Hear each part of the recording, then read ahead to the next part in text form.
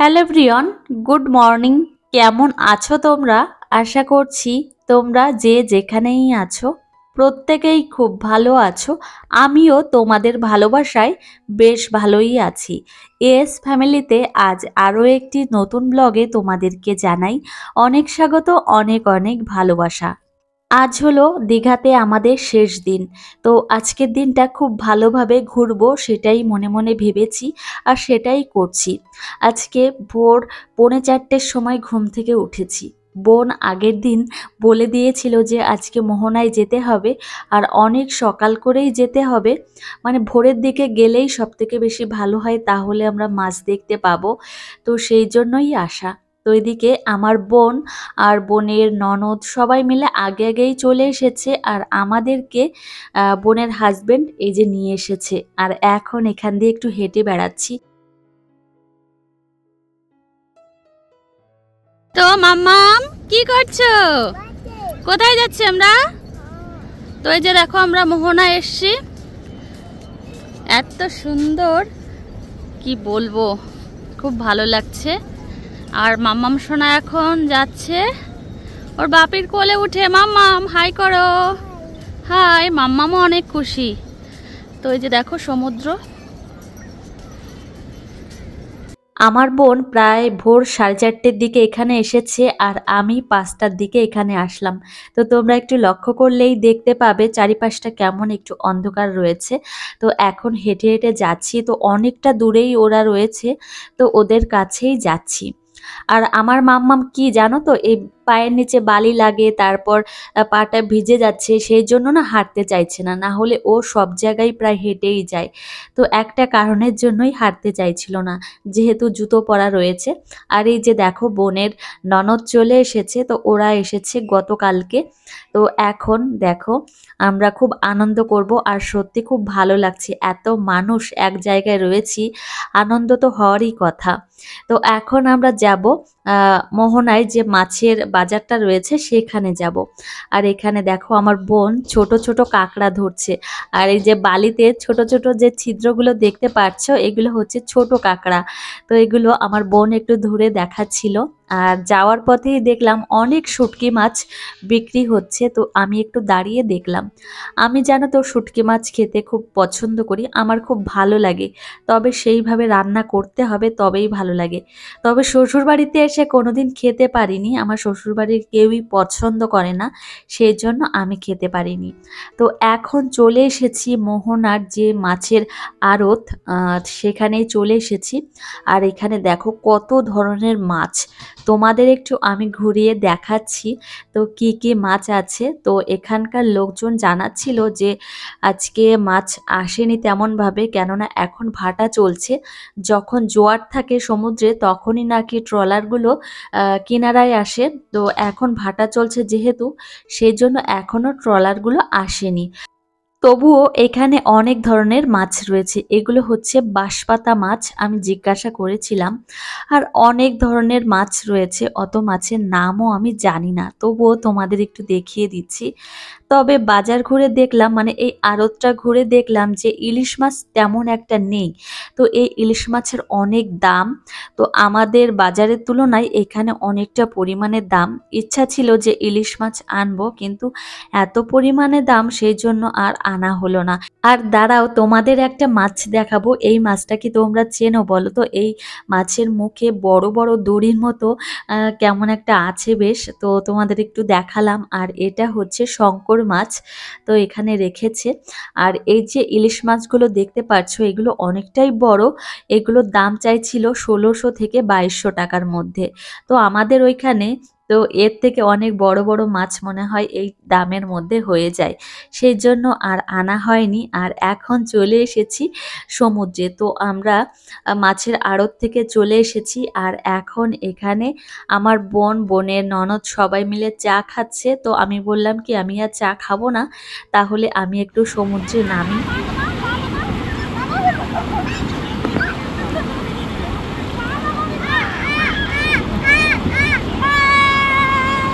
এখন থেকেই জোয়ার শুরু হয়ে গেছে, মানে ঢেউ দেখলেই বোঝা যায়। তোমাদের দাদাভাই বলছিল এখন থেকে আবার জোয়ার শুরু হয়ে গেছে। তো উঠে পড়ো। তারপর উঠে পড়লাম আর এদিকে বালিতে আদিশ্রীর নাম লিখছিলাম। তো মোহনা ঘোরা হয়ে গেছে আর এখন আমরা যাব হচ্ছে রুমে, তারপর মামামকে খাওয়াবো, আমরা খাবো। তো তারপর স্নান করে ফ্রেশ হয়ে আবার যাব জগন্নাথ মন্দিরে। তো মন্দিরটা দর্শন করতে হবে। সকালের খাওয়া দাওয়া শেষ করে আমরা তিনজনে স্নানটা সেরে রেডি হয়ে চলে এসেছি জগন্নাথ মন্দির দর্শন করতে। আমাদের রুমের থেকে জগন্নাথ মন্দিরের হাঁটা পথ হচ্ছে 10 মিনিট মতো। তো আমরা তিনজনে হেঁটেই চলে এসেছি। তো বেশ ভালোও লাগছিল। আর এই যে দেখো অনেকটা দূর হেঁটেছে মাম্মাম আর এখন ওর বাপের কোলে উঠবে। আর এখন আমরা যাচ্ছি জগন্নাথ দেবের মাসির বাড়ি। তো এই যে হচ্ছে সেই গেট। তো গেট দুটো এত সুন্দর হয়েছে কি আর বলবো। আর অনেক দিন ধরেই ইচ্ছা, যখন থেকে জগন্নাথ মন্দির উদ্বোধন হয়েছে তারপর থেকেই ইচ্ছা মন্দির দর্শন করার। সত্যি বলতে মনের মধ্যে অনেকটা ইচ্ছা রয়েছে আর ঠাকুরের প্রসাদ গ্রহণ করব, এটাও মনে মনে খুব ইচ্ছা রয়েছে। মাম্মাম সোনা সমুদ্রের ওইখানে আবার হেঁটে যেতে চায় না, আবার এই যে রাস্তায় আবার খুব সুন্দরভাবে হেঁটে যাচ্ছে, ও বালির মধ্যে একদমই নামতে চায় না। তো আমার বোন আর বোনের ননদ সবাই মিলে গেছে মন্দিরে, ফোন করেছিল। তো আমরা ভাবলাম যে এসেছি যখন তাহলে জগন্নাথ দেবের মাসির বাড়িটা একটু দেখে যাই, সেই জন্য আমরা দুজনে মানে তিনজনে চলে এসেছি। আর এখন দেখো জোয়ার রয়েছে, তোমাদেরকে জানিয়েছিলাম জোয়ার আসবে, তো প্রচন্ড জোয়ার, একদম ভরা জোয়ার রয়েছে। আর সত্যি বলতে এখানে বসে থাকতেও ভালো লাগে, কি যে ভালো লাগে, মনে হয় কথা না বলে শুধুমাত্র সমুদ্রের দিকেই তাকিয়ে থাকি, তাতেই ভালো লাগবে, সত্যিই তাই। ঢেউ আর কিন্তু আমি অনেক ঢেউগুলো উঠছে বলো। দেখছিলাম আর ঢেউয়ের এত পরিমাণে গর্জন, মানে গর্জন শুনেই ভয় লাগছিল। তো এই যে দেখো মন্দির জগন্নাথ দেবের, তো খুব সুন্দর করেছে, এত সুন্দর হয়েছে কি আর বলবো, মানে মন জোড়ানো, একদম চোখ জোড়ানো, এত সুন্দর করেছে মন্দিরগুলো। আর এখন যাচ্ছি জগন্নাথ দেবের মন্দিরে, আর যাওয়ার পথে এই হোটেলটা দেখলাম। আর আমরা এখন অন্য গেট দিয়ে যাব, আমরা হচ্ছে 6 নম্বর গেট দিয়ে যাব। তো এদিকে অতটা ভিড় নেই, সেজন্য ভাবলাম এদিক দিয়েই যাই। আর এখন জুতো খুলে যেতে হবে, জুতো পরে আবার মন্দিরে যাওয়া যায় না, এখানে জুতো রেখে যাব। আমরা তো রেখেছি, আমার মামাম সোনার খুলবে না। আর এখানে জুতো রাখতে কোনো রকম টাকা পয়সা লাগে না, এমনিতেই এখানে জুতো রাখা যায়। তো এখন আমরা যাব মন্দিরের ভেতরে, সত্যি মন থেকে অনেকটা ভালো লাগছে যে এখন মন্দিরের মধ্যে যাব। আর বাইরে থেকে এত সুন্দর লাগছে দেখতে, সত্যি মনে হচ্ছে যে মানে কোথায় যে এসেছি, এত ভালো লাগছে। তো এখনো গেটের মধ্যে ঢুকিনি, আর ঢোকার মুহূর্তে অনেক চেকিং হয়, তো ব্যাগ চেকিং করে। আমার কাছে লেডিস পুলিশ জিজ্ঞাসা করেছিল যে সেলফি স্টিক আছে কিনা, তো আমি বলেছিলাম না, আমার কাছে ওই ধরনের কোনো কিছুই নেই। তো তারপর এখন আমরা মন্দিরের মধ্যে প্রবেশ করেছি।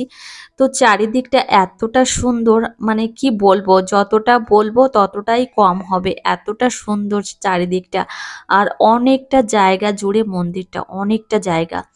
তো আমরা দীঘাতে এসেছি। তো দীঘাতে এসে আমাদের কপালটা তেমন একটা ভালো নেই। কেন ভালো নেই সেটা বলছি আর কি। এমনি আমরা ভালো আছি, কিন্তু ভালো নেই এটাই বলবো, মানে যে কদিন এসেছি প্রায় বৃষ্টির মধ্যেই পড়েছি। মানে যে কদিন ঘুরেছি বৃষ্টির মধ্যেই আমাদের ঘুরতে হয়েছে। এখনও টিপ টিপ করে বৃষ্টি পড়ছে। কি আর করব, এখন বৃষ্টির মধ্যে হেঁটে হেঁটে যাচ্ছি, দেখো পুরো এই পায়ের নিচে পাথর, পুরো ভেজা, জলে টইটুম্বুল করছে। আবার মন্দিরের ভেতরও ভেজা রয়েছে। আর এই মাম্মামকে নিয়ে যাচ্ছি, মনের মধ্যে ভয়ও করছে যে আমরা তো ঘুরে বেড়াচ্ছি, বাড়িতে গিয়ে আবার শরীর খারাপ না হয়। তো এত সুন্দর মন্দির, সত্যি তোমরা যদি এসে দেখো তোমরাও মুগ্ধ হবে, এত সুন্দর করেছে। তো আমি তো মন খুলে দেখছিলাম। তো এখানে দেখতে দেখতে দেখি তোমাদের দাদা ভাই আর মাম্মাম সোনা সামনের দিকে এগিয়ে গেছে।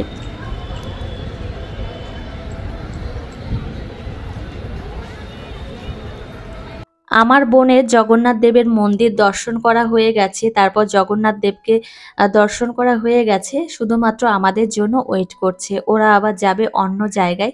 তো ওর ননদ যেহেতু একদিন বাদেই এসেছে, সেহেতু ওরা আবার অন্য জায়গায় ঘুরতে যাবে, আমার সঙ্গে দেখা করার জন্যই রয়েছে।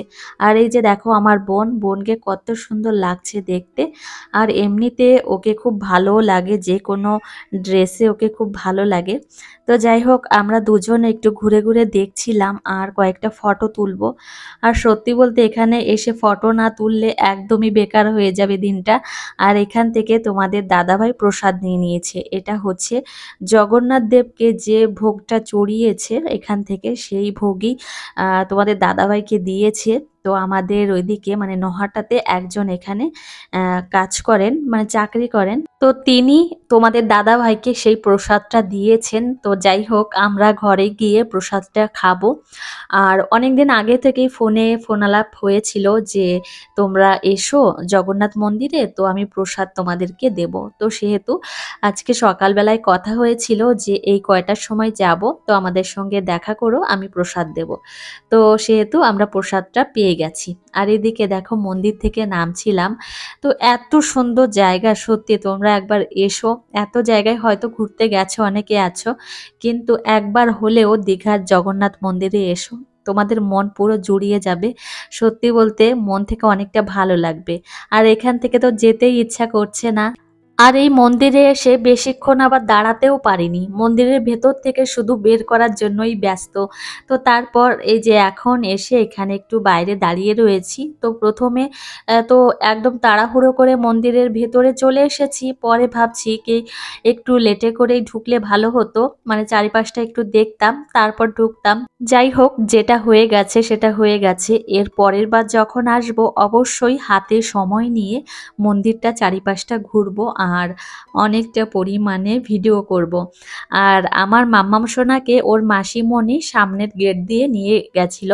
আর আমরা তো এদিকে জুতো রেখে গেছি, সেহেতু আমাদের 6 নম্বর গেট দিয়ে বেরোতেই হবে। তারপর এদিক দিয়ে বেরোলাম। আর মাম্মাম সোনাকে ওর মেসোমণি এখন আমাদের কাছে দিতে এসেছে। তো এখনও যাবে না, কান্নাকাটি শুরু করেছে, যেহেতু ওর মাসিমণিকে দেখেছে, ওর দিদিভাইকে দেখেছে, সেহেতু ওদের সঙ্গেই আবার যাবে। অনেক কষ্ট করে, অনেক মানে কি বলবো, বুঝিয়ে সুঝিয়ে তারপর আমাদের সঙ্গে করে নিয়ে এসেছি। মানে কান্নাকাটি এত পরিমাণে করছিল কি আর বলবো।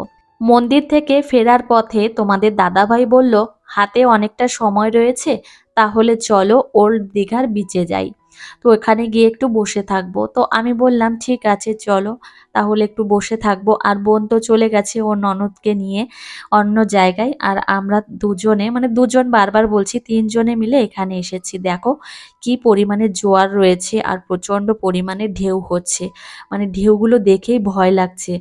তো সত্যি সমুদ্রের যে এমন ভয়ঙ্কর রূপ, কিন্তু তারপরেও এত সুন্দর লাগে। এখানে বসে বসে খুব ভালো লাগছিল। তো তোমাদের দাদাভাইকে বললাম যে একটা ডাব কিনে দাও।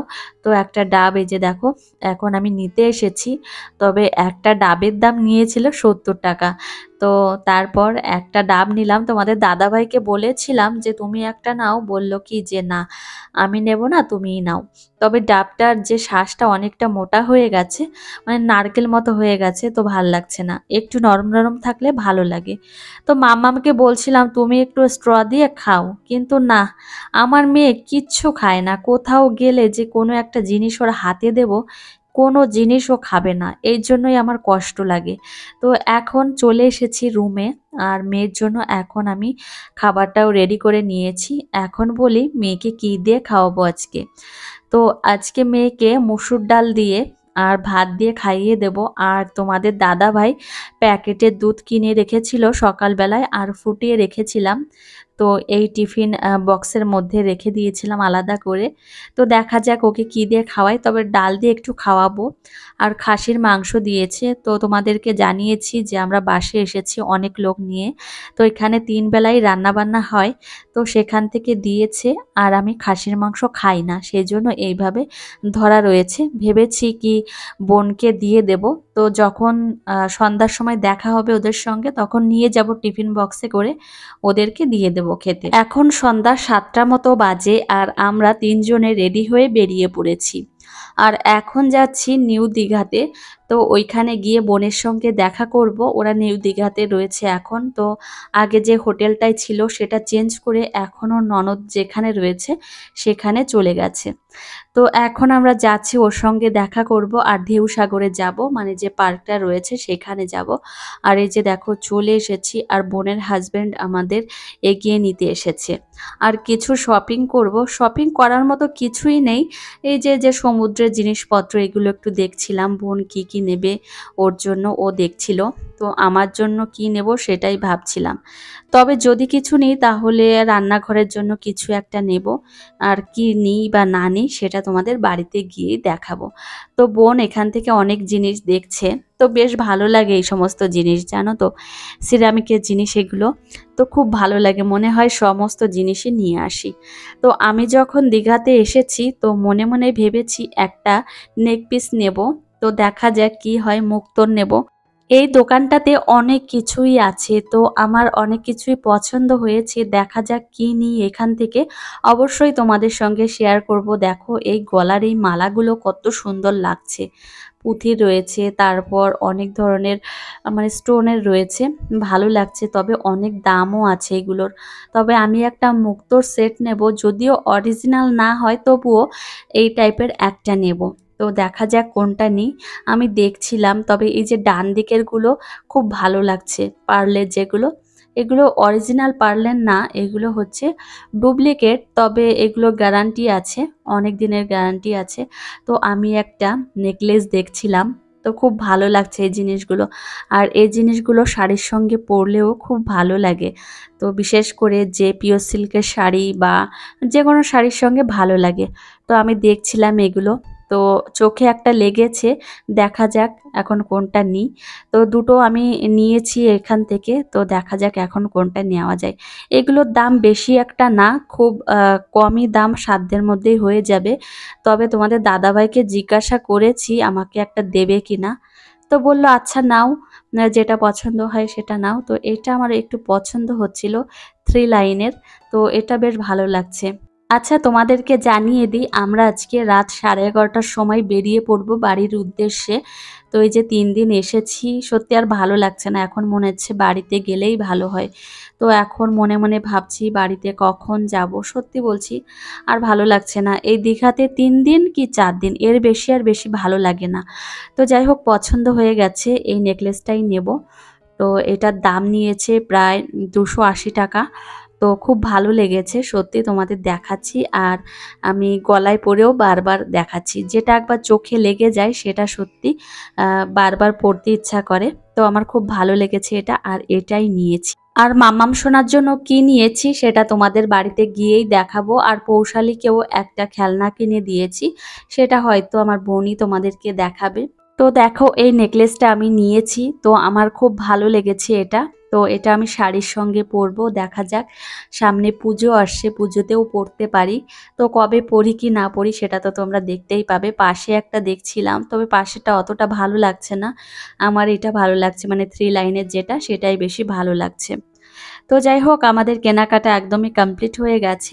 আমাদের কেনাকাটা তো একদমই কমপ্লিট হয়ে গেছে। এখন শুধুমাত্র তোমাদের দাদাভাই বাড়ির জন্য কিছু খাবার নেবে।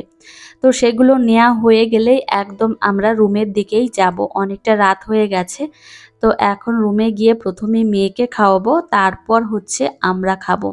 খেয়ে দিয়ে আবার রেডি হতে হবে, রেডি হয়ে আবার বাড়ির দিকে বেরোতে হবে, আবার সারা রাত বাসের মধ্যে বসে থাকতে হবে। তো এই খাজাগুলো দেখছিলাম, খুব ভালো লাগে তিলের খাজাগুলো। তো যাই হোক বন্ধুরা, আর ব্লগটি বেশি বড় করব না, অনেকটাই বড় হয়ে গেছে। আর তোমাদের সঙ্গে দেখা হবে পরের একটা মিষ্টি মিষ্টি ব্লগে। ততক্ষণে তোমরা সুস্থ থেকো, সাবধানে থেকো এবং নিজেদের খেয়াল রেখো সব সময়।